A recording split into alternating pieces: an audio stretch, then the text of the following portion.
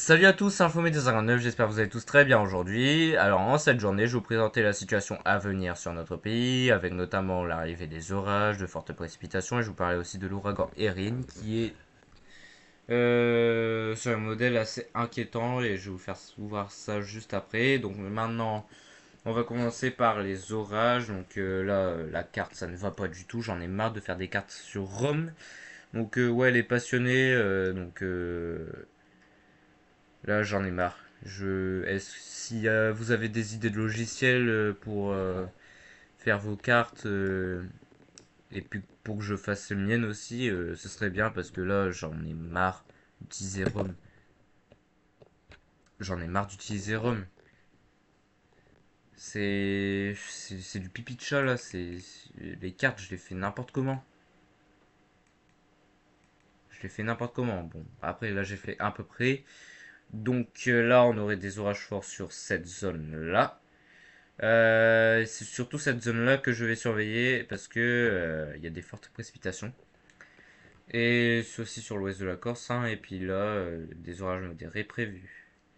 La vigilance qui va avec, donc vigilance jaune aux orages, vigilance orange sur cette zone-là pour les précipitations surtout. Voilà. Vigilance à l'étude dans l'ouest du pays et dans le nord-est, mais pas sur les Hauts-de-France parce que ouais, les Hauts-de-France, il n'y aura rien. Je n'aurai rien, je ne pourrai pas prendre de photos, c'est chiant. C'est chiant.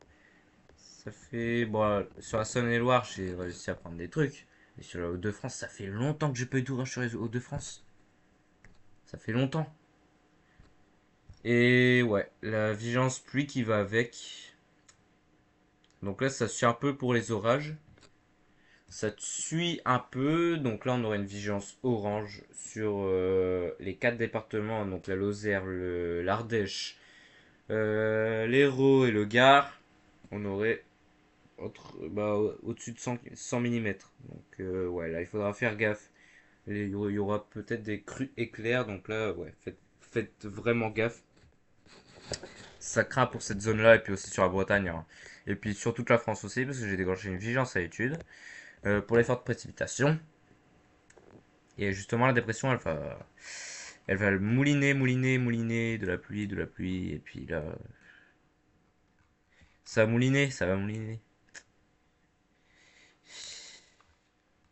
Qu'est-ce que je vous dise, moi? Bon, si on passe maintenant au modèle. Donc, pour les phénomènes prévus, on aura du vent. Donc, là, on voit les signatures, hein. Bon, là, il est un peu trop faible hein, sur la signature. Donc, sur la plupart des modèles, on voit des trucs à 80-100 km/h. On aura aussi de la grêle, notamment avec les sommets qui seront froids. Donc, ouais, on aura des sommets froids. Ouais, au-dessus de -60 en tout cas. Donc, ouais, faites gaffe pour la grêle. On aurait des grêles entre 1 et 3 cm. Fortes précipitations. Donc, on les voit sur les accumulations. Donc, sur la Bretagne. Sur les Cévennes. Et puis aussi sur cette zone, toute cette zone-là en fait, hein. Donc, ouais, là, faites gaffe aussi pour les pluies. Donc, là, je vais passer directement à l'ouragan Erin. Je n'ai pas trop le temps pour préciser sur les orages, mais en tout cas, je vous ai fait voir ce qui est prévu. Bon, GFS qui a changé son scénario. Tout à l'heure, il avait vu un truc comme ça. Donc ça, donc là, l'ex-Erin est là. Et là, c'est le minimum d'Erin. Enfin, c'est un minimum tiré, enfin, qui s'est dégagé d'Erin.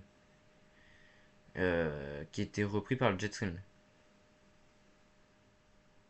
Et lui, il voit le minimum se transformer en tempête sur l'Irlande. Et Erin, pour lui, va se transformer en un simple rien. Bon, la voile là, il y a encore un petit minimum, mais là, pour lui, ça ne devrait plus être trop une tempête, hein, ouais. Mais par contre, CEP, c'est inquiétant. Donc lui, CEP, il voit la dépression, ouais, l'ouragan Erin, qui est encore en stade d'ouragan, là, ici, hein, qui va être repris par ce système dépressionnaire, et repris aussi par le jet stream. Et vu que le jet stream est là, il va se renforcer. Je vais vous faire voir les valeurs des vents. Tout simplement hallucinant. Il reprend dans cette zone et se retransforme en une sorte d'ouragan quand même. Parce que on voit encore l'œil. On voit encore l'œil du machin qui est juste là. C'est un mastodon le truc. Oui, on voit la forme cyclonique du truc. Et là, avec les vents, c'est un ouragan type catégorie 3 là. C'est un ouragan type catégorie 3. Donc là, ouais, c'est hallucinant en catégorie 3. Mais après, là, ouais, par contre, s'il reprend en ouragan, c'est inquiétant là. Ce serait inquiétant. Non, j'ai ma souris avec. Voilà. Euh, Non, mais là, ça va pas, hein. Je vous dirais que ça va pas. Ça va pas du tout. Icon, lui, qui voit voilà. Il voit à peu près la même chose que CEP, mais en moins fort. Oh là là. Ça me fait peur. C'est effrayant. Lui qui voit une dégradation orageuse, donc ouais, GEM, dégradation orageuse, mais avec de fortes précipitations. Parce que c'est l'ex-Erin, donc Erin, c'est un système tropical, donc les systèmes tropicaux, il pleut forcément fort là-dedans. Et on voit bien le chemin d'Erin. On voit bien le chemin d'Erin, on la voit encore ici, et on la voit encore là. Je vous le dis, ça va pas là. Ça va pas. KMA.